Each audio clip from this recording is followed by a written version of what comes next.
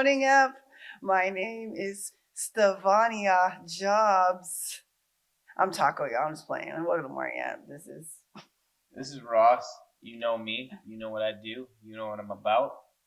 AKA Ross, King Ross, AKA your boy down the street, AKA the man. He out here taking your hoes. It's Happy Techie Day, and we out here selling Apple Watches on the clock. Yes, that's why I'm Stevania Jobs. Shout out to Steve Jobs, and this is Ross Cook. So we out here making Maple books today. Yes, Happy Techie Day. So let's go to it. And it's October. It's officially October. Aren't you excited? Oh yeah. See, I love the fall or autumn, as some people call it, but it's the fall because the leaves. What do? They fall. They change. Oh yeah, they change. They change. Yes. But after they change, what do? They fall. They fall. And so, look, these are the things I like about October or October. But you know, let me find out you know French. I don't know any French. We're going to have to get you to study some French next time and bring it. I'm not that good. All I know is bonjour. Oh, bonjour to our French viewers. Bonjour. Oui, oui. But October, these are the great things about October. Number one, Halloween. It's officially spooky booty season. I mean, spooky season. What? You like? No, we're gonna have to talk about that later. We're gonna have to talk about that later. How she's got this like infatuation with adding booty to everything. All right, so there's some different things that adding booty to doesn't make it good.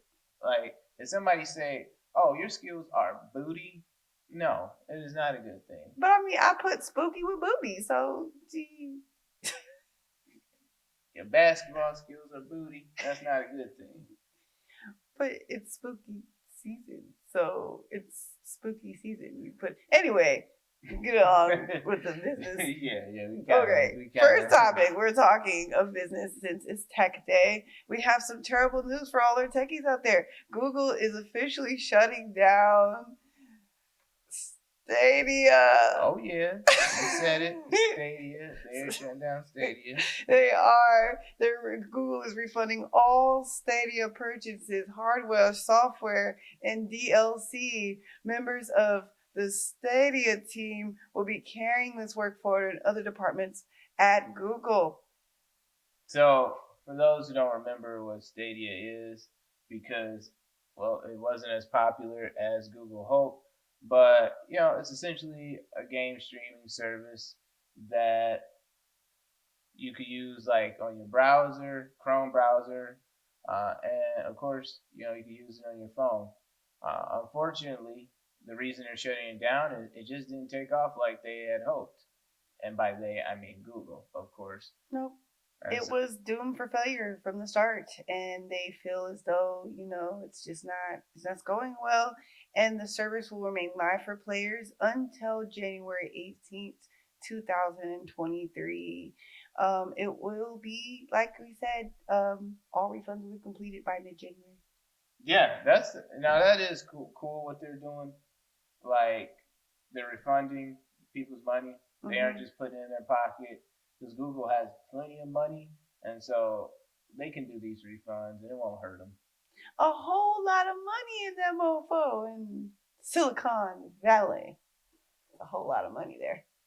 Oh yeah, heck, everything's made of silicon, right? Everything has computer chips in it, right? Silicon or silicone? Everything's made of computer chips. So that's all that counts, right? They probably have computer chips in their Starbucks. You can only fill it with your fingertip. That's how small it is. It's like a chip. Look at those was like micro, and then there's like macro. Yeah, exactly. Yeah, it comes in all shapes and sizes. We're on the same page with that. Boom. Yes. So yes, employees will be distributing to the other parts of the company, and also will be streaming the well the approach from the company will be streaming games for consumer was built in a strong technology foundation. It hasn't gained traction with users that we expected, that made a difficult decision to begin winding down on the streaming service, Stadia's streaming service. So yeah, so employees on Stadia's team will be distributing to the other parts of the company, and that's why they're shutting down. So what helps and that with them doing that obviously is that it's not like the Stadia guys or gals, the Stadia team. It's not like they would just be without jobs. Google's going to definitely use them in other areas. They'll get to use their talents to help the company in various ways.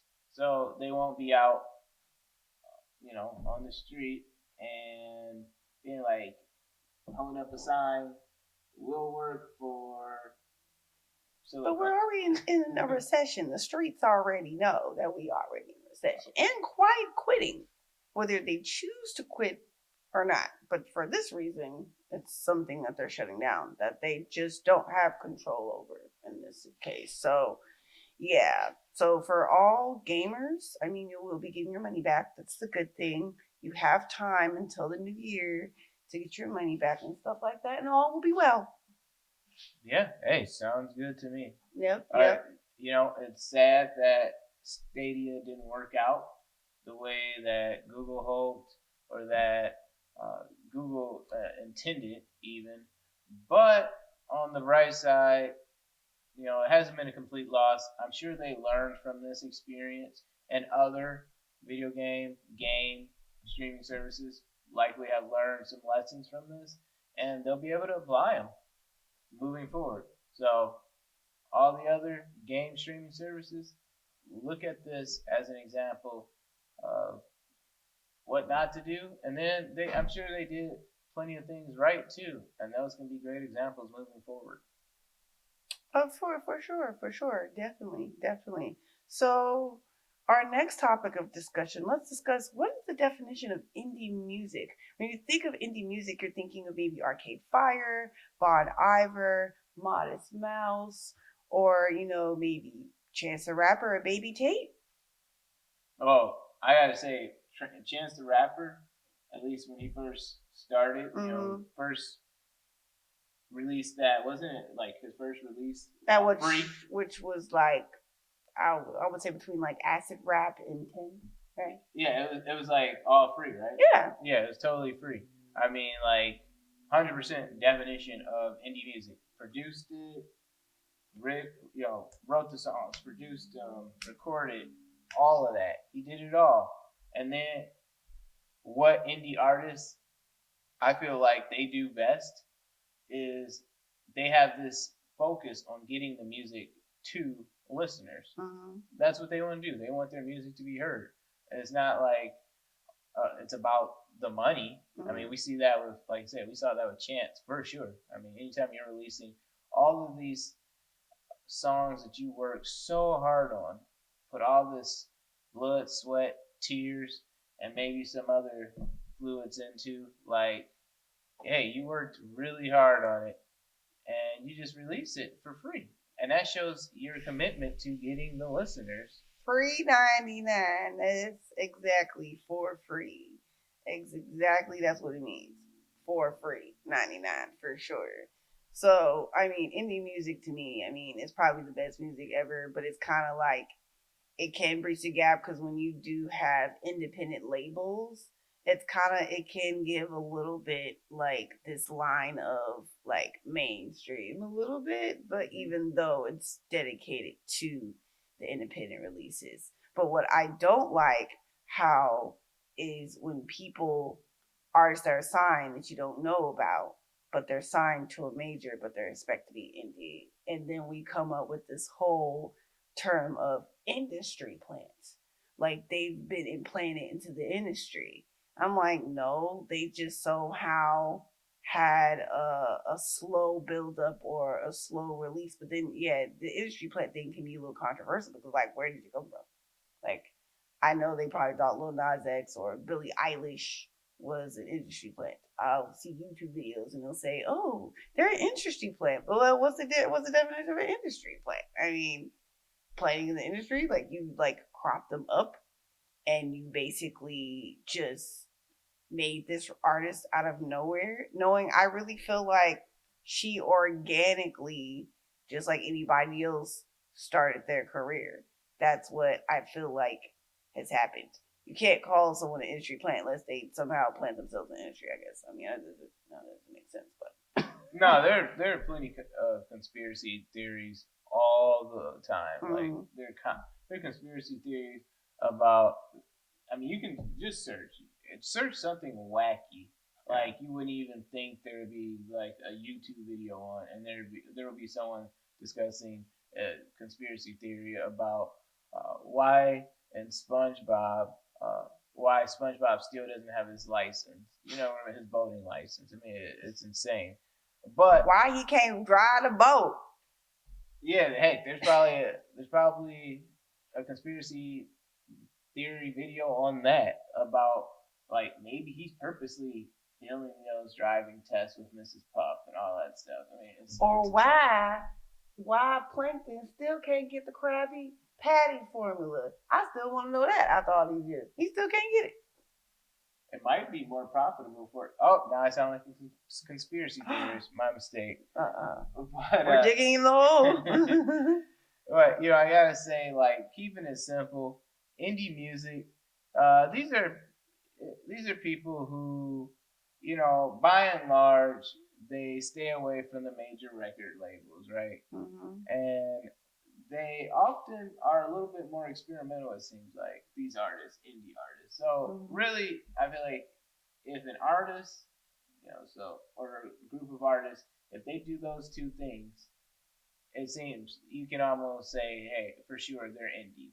So experimental, or maybe a little avant-garde, and I don't mean it in terms of the genre, but just doing things a little bit differently, and they're not interested in being a part of a major label. Definitely indie, and not Indiana Jones. No, for sure, totally for sure.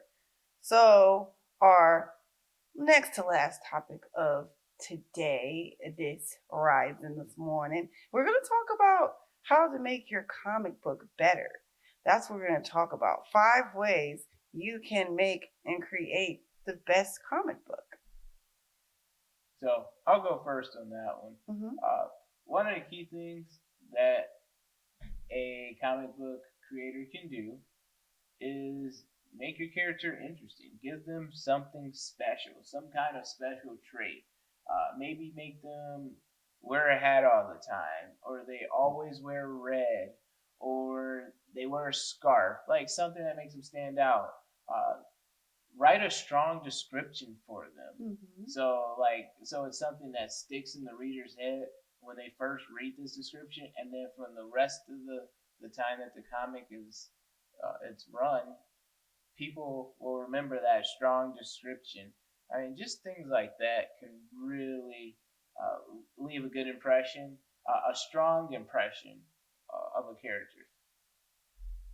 Yeah, you definitely got to make the character special and create something real, something authentic that a person can pretty much relate to, and they have to have life, they have to have color. No one want to read a bland, boring.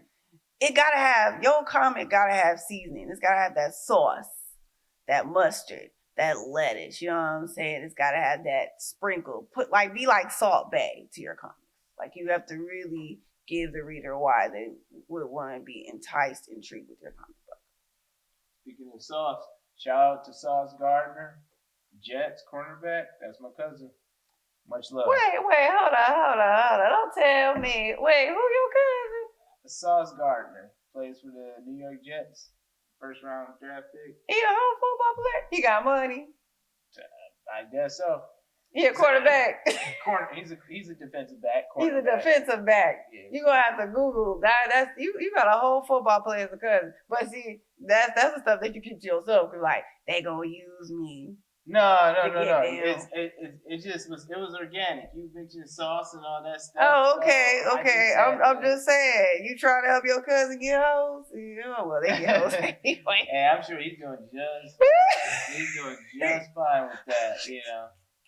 So hey, He's just like, he's good. He's good. He's a football player. He works good. he's all right. He works good. He's all Really right. good. Yeah, yeah. More importantly, you definitely got to pick what people don't really consider in comments is the bubbles. The bubbles matter. Yeah, The those bubbles, the man. talk bubbles. Yeah, the speech bubbles. You can't just have them all willy nilly all over the place. You gotta have them in the right position. I mean, you can't have it in the way, blocking, covering up important features, or it just if they look awkward, oh man, it just throws off the whole continuity of the comic. Man, you have to really pay attention to where you locate those speech bubbles. And it helps the story flow better. Like when you read a comment, it helps the story flow much better than versus than like, oh well, what is this person saying? What is this person saying? You know, it just everything just flows so much better that way. You know what I've seen before? Speech bubbles that have too much text in them, and then they have another speech bubble like where an entire like panel is just like speech bubbles, and that's like number one sin of inserting those speech bubbles. Too many speech bubbles. No good, no good, no good, no good. Bad idea. Don't do it ever, Ever? ever. What's the worst comment you read? Worst comic I read? Mm-hmm. Oh, I'm not gonna get down on comics like that. I like to save that for the people to make that decision. I like to be positive. You know, You don't want to tear nobody down. don't want to tear You them down. don't. You want to basically truth or drink on that one. You go drink on that one. Well, I don't want to tear them down on a public forum like this. You know, this is it has an audience. It's open. It wouldn't be right to do that. Like unless it was just official, like legitimate garbage, like just straight up world's biggest trash heap, then I'd be calling it out. But fortunately, I haven't read anything like that. Respectfully.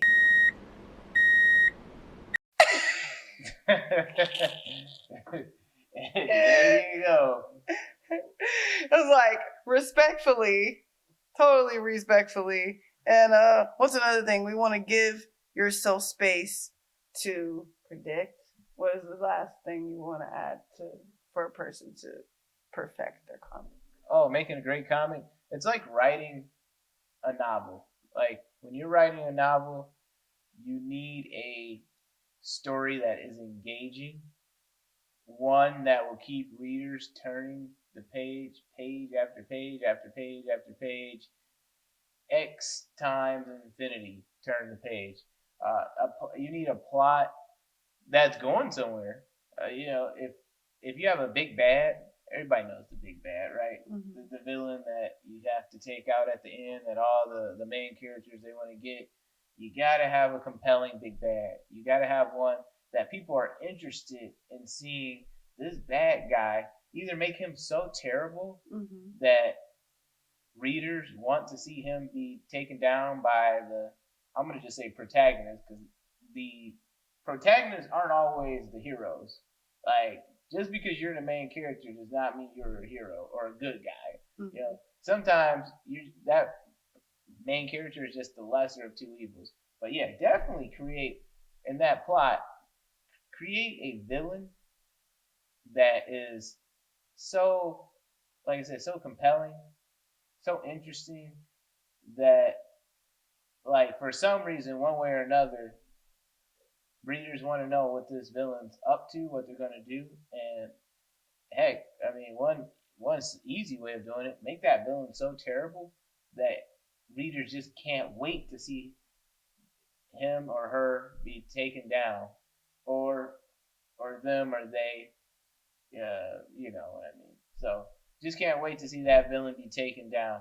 Have them do things like, oh, bus full of innocent school children. I'm just gonna push that right into a river. Ha ha ha. With the doors locked and the windows sealed shut. Like, make that villain do things like that.